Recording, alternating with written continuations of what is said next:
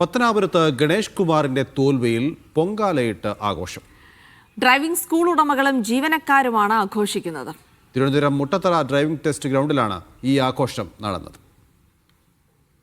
ഒരു മന്ത്രിയുടെ തോൽവി ആഘോഷിക്കുന്ന കാഴ്ചയാണ് ഈ കാണുന്നത്. പൊങ്കാല ഇട്ടുകൊണ്ടുള്ള ഒരു പ്രതിഷേധവും ഒപ്പം ആഘോഷവും. മറ്റാരുമല്ല, മന്ത്രി ഗണേഷ് കുമാറിന്റെ തോൽവി ഇപ്പോൾ അത് ആഘോഷമാക്കി മാറ്റിയിരിക്കുകയാണ് ഡ്രൈവിംഗ് സ്കൂൾ ഉടമകൾ. കാരണം അവരെ അത്രത്തോളം ദ്രോഹിച്ചു ഈ മന്ത്രി എന്നാണ് പറയുന്നത്. അപ്പം അതിൻ്റെ ആ തോൽവിയുടെ സന്തോഷത്തിൻ്റെ പ്രകടനമാണ് ഇങ്ങനെ പൊങ്കാലയിട്ടുകൊണ്ട് നടക്കുന്നത്. തിരുവനന്തപുരം മുട്ടത്തറയുള്ള ഡ്രൈവിംഗ് ടെസ്റ്റ് കേന്ദ്രത്തിലാണ് ഈ പ്രതിഷേധം. എന്തുകൊണ്ടാണ് ഇങ്ങനെ ഒരു പ്രതിഷേധം? ഒരു സന്തോഷവും നമുക്ക് സന്തോഷം എന്ന് പറഞ്ഞാൽ നമ്മുടെ മേഖലയിൽ ഏറ്റവും വലിയ ഒരു സന്തോഷമുള്ള ദിനമാണ് ഇന്നലെ കഴിഞ്ഞു പോയിട്ടുള്ളത്. അപ്പം നിങ്ങൾക്ക് മീഡിയക്കാർക്കറിയാം, ഞങ്ങൾ എത്ര അതിന് കഷ്ടപ്പെട്ട് വളരെയധികം ബുദ്ധിമുട്ടി ഞങ്ങൾ ഈ ഫീൽഡ് നടത്തിക്കൊണ്ട് പോകുന്ന ഒരു സന്ദർഭമാണ്. അപ്പം നമുക്ക് കൊണ്ടുവന്നിട്ടുള്ള പുതിയ പുതിയ നിയമങ്ങൾ, നമുക്കത് നെഗറ്റീവായിട്ടുള്ള അനുഭവങ്ങളാണ് ഞങ്ങൾക്ക് ഉണ്ടായിട്ടുള്ളത്. അതിൽ ഏറ്റവും കൂടുതൽ ബുദ്ധിമുട്ടുള്ള സ്ത്രീജനങ്ങളാണ്. ആ ടീച്ചറിൻ്റെ ചോദിച്ചാൽ ടീച്ചറിനുള്ള മറുപടി തരുന്നതാണ്. ടീച്ചറിൻ്റെ പറയാൻ വലിയ ബുദ്ധിമുട്ടായിരുന്നു മന്ത്രിയുടെ പരിഷ്കാരങ്ങളൊക്കെ. ഭയങ്കര ബുദ്ധിമുട്ടല്ലേ. ഞങ്ങൾക്ക് 7 പിള്ളേർ പാസ്സാകുമ്പോൾ മന്ത്രിയുടെ പിള്ളേർ 37 കുട്ടികൾ പാസ്സാവും. 37 പേര് പാസ്സാവും. 7 കുട്ടികളായിരിക്കും നമുക്ക് പാസ്സാവുന്നത്. ഏത് രീതിയിൽ ഞങ്ങളെ ദ്രോഹിക്കാൻ പറ്റുമോ ആ രീതിയിൽ അത്രയും ഗണേശ് ദ്രോഹിച്ച്. സാധാരണക്കാരുടെ സ്ഥാപനങ്ങളെല്ലാം പൂട്ടിക്കുക എന്നുള്ളതാണ് ഗണേശൻ്റെ അജണ്ടയിലുള്ളത്.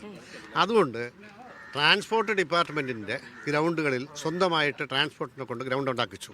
സർക്കാർ പൈസ എടുത്ത് 90,000 രൂപ ശമ്പളത്തിനാണ് മാനേജ്മെൻറ്റിനെ നിയമിച്ചത്. ഒരു മാനേജർ 90,000 രൂപ ശമ്പളം. ബിൽഡിങ്ങിന് റെൻറ്റില്ല. ഈ പാവപ്പെട്ട ഡ്രൈവിംഗ് സ്കൂളുകാർക്ക് റെൻറ്റ് കൊടുക്കണം, ബിൽഡിംഗ് എടുക്കണമെങ്കിൽ റെൻറ്റ് കൊടുക്കണം. പഠിക്കാൻ പിള്ളേർ വരില്ല. കാരണം എന്ന് പറഞ്ഞാൽ ഇവിടെ ഒരു വലിയ കൊട്ടിഘോഷിച്ച ഒരു ഓട്ടോമാറ്റിക് ടെസ്റ്റിംഗ് കേന്ദ്രം തുടങ്ങി.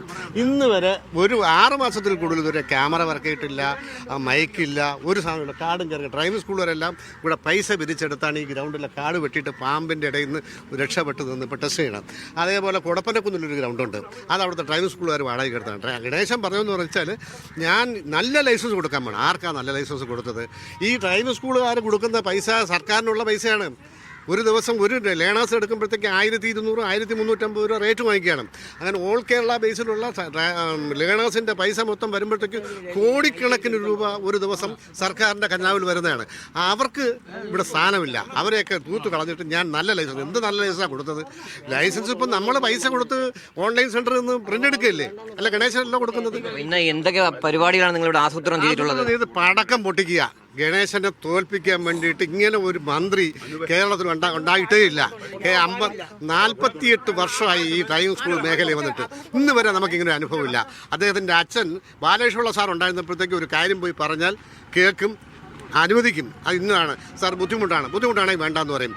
ഇത് ഞങ്ങൾ 3-4 പ്രാവശ്യം പുള്ളിയെ കാണാൻ സമ്മതിക്കില്ല. അതെന്തോ മന്ത്രി, മുഖ്യമന്ത്രിയെ കണ്ട മുഖ്യമന്ത്രി ഗണേശൻ ചെയ്തോളൂ എന്ന് പറഞ്ഞ്. അപ്പോൾ രണ്ടുപേരും വീട്ടിൽ ഇരിക്കുകയാണല്ലോ, വളരെ സന്തോഷം.